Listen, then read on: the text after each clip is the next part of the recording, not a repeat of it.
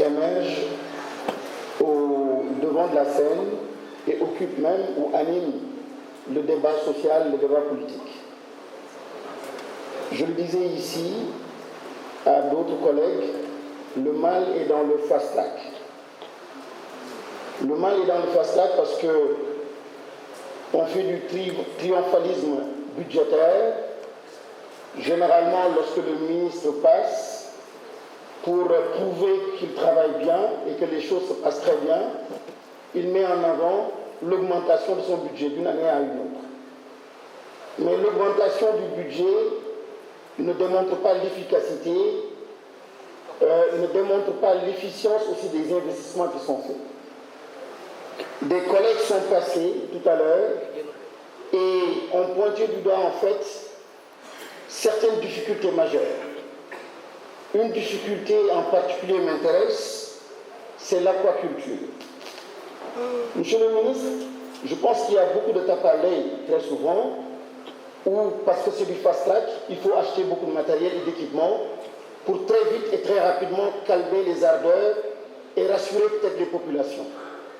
Mais il nous faut aujourd'hui, avec ce que nous avons en termes de ressources, aller vers des investissements plus structurants, avoir un peu plus d'impact sur l'économie maritime, et structurer et sortir une bonne partie de la population de la pauvreté. L'aquaculture, il y a des projets qui ont été tentés. Je me souviens de celui-là que vous avez tenté à Kédougou, ça a été un fiasco. Et tout à l'heure, il y a un autre collègue du côté de la Casamance qui a parlé aussi d'un autre projet qui est un fiasco. Et aujourd'hui, l'aquaculture en termes de production est peut-être le secteur qui produit le plus dans le monde. Et par rapport aux poissons alimentaires, occupe la première place, où peut-être les 50% sont fournis par l'aquaculture. On voit de la timidité. Le positionnement du ministère n'est pas assez net, n'est pas vigoureux à ce niveau-là.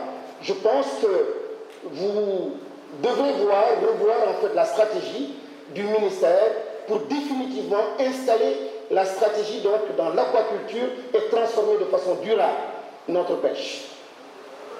À l'époque, il y a un siècle environ, il nous fallait aller donc dans la forêt pour faire la chasse. Mais aujourd'hui, si on doit mobiliser encore autant de ressources pour faire comme on faisait il y a 100 ans, pour aller en mer, pour pêcher, il y a quelque part un problème tout simplement d'adéquation par rapport à l'évolution donc des choses. La polarisation territoriale affecte ma région, la région de Kédougou. La pêche continentale a besoin de plus de soutien. La première phase de votre appui par rapport aux embarcations, donc les pirogues motorisées, les moteurs, sur 5000 moteurs, Kédougou n'a reçu que 7 pour la première phase. Sur 5000, que 7. Et pourtant, le potentiel est là. Pas de chaîne de froid. Le complexe frigorifique, à l'époque, j'étais maire, depuis 2011, tout y est, tous les équipements, jusqu'à présent. Pas d'inauguration, pas fonctionnel. Un camion frigorifique, c'était à l'époque le ministre Ablaye Baldé qui l'avait offert, jusqu'à présent tombé en panne. Aucun camion frigorifique, donc à la jeunesse, ce camion-là appartenait à la jeunesse. Un débarcadère, mais pas de marché aux poissons jusqu'à présent. Et en matière de projets qui tournent autour de la sécurité alimentaire, seuls l'élevage et l'agriculture sont impliqués, mais ceux-là qui sont dans le domaine de la pêche, malheureusement, ne sont pas impliqués lorsqu'il s'agit donc de projets touchant à la sécurité alimentaire. Je pense par exemple au PADR 2. Donc par exemple, parfois il y a des aménagements des mares qui touchent à l'écosystème halieutique, mais malheureusement donc les acteurs ne sont pas impliqués.